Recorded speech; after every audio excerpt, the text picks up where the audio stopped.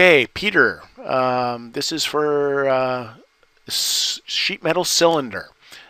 He, you piqued my interest, so I came home and I did a little research, and this is how I'm doing it. Okay, so first of all, we've gone into my sheet metal defaults, and I've set up my 16 gauge. My V bend was 16. You can change this to whatever you want it to be, whatever gauge you want it to be. You can make it in millimeters, I believe. In fact, I know you can. So anyway, I'm going to come in here and I'm going to go create 2D sketch. I'm going to come over here and pick my plane. I'm going to draw a circle. I'm going to go from the center point, and I'm going to draw a circle that's 3 inches in diameter. Okay, and then I'm going to come in here and I'm going to go draw another circle from the same point that is 3 minus 0.125. Okay. And that should be a 16th inch wall. Let me go double check that. See if I can actually get a dimension off that. Actually, it's not going to let me have a dimension, but I'm pretty sure that's what that is. Because 3 minus 0.125. Is that right? 3 inches minus 0.125, and half of 1.25 would be 0.0625. So I think we're good. Okay. I'm going to right click and finish my sketch.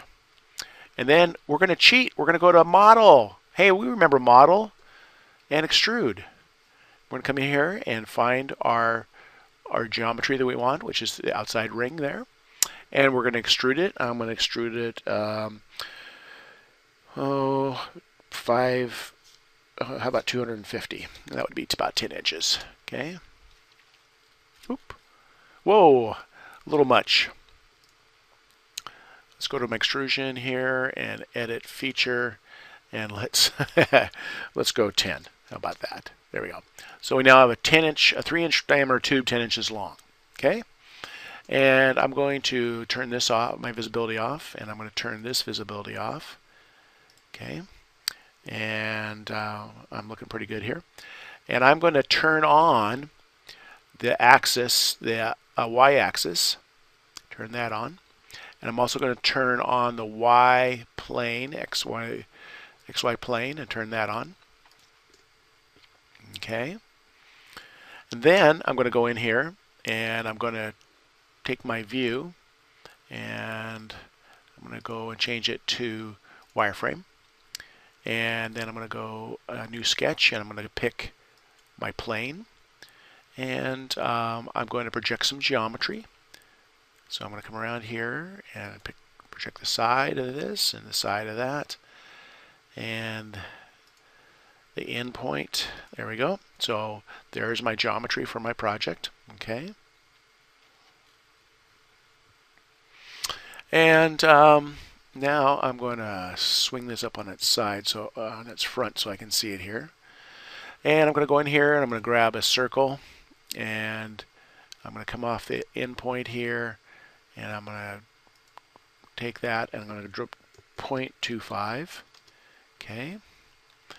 And just for fun, we'll give it a dimension. And we're going to come from that point to that point. And let's go 0.75. Okay. And let's try a rectangular array. So we're going to pick the geometry. Okay. We're going to pick the direction.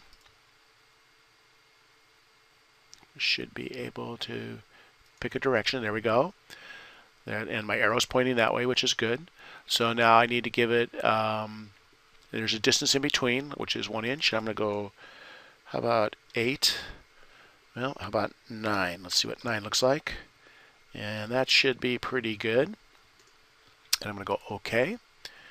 And I'm going to increase this to 1, and that'll just sort of space everything out nicely. There we go. And then I'm going to go in here and I'm going to go finish sketch. And again, I'm going to go back to my model and I'm going to extrude. And I'm going to reach in here and grab that. And each one of those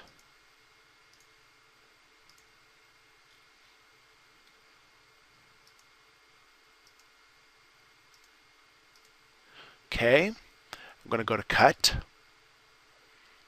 and make it go that way, and I'm going to go OK. And there are my holes. Now I'm going to come in here and I'm going to go to circular, and I'm going to pick my features. So you only have to pick the one feature here. So get in close and pick that. And notice it picks all of them because they were all created off the same feature. I'm going to pick my axis here. There's my axis. I think I have it set up for 6. How about 12? And OK.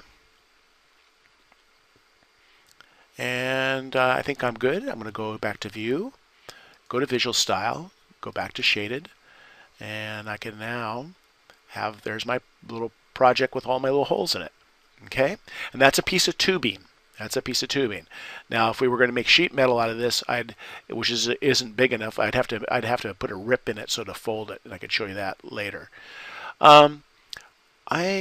I think that's all I needed to show you for right there. I think that's what you were trying to do. So I'm going to post this for you, and I hope this works for you.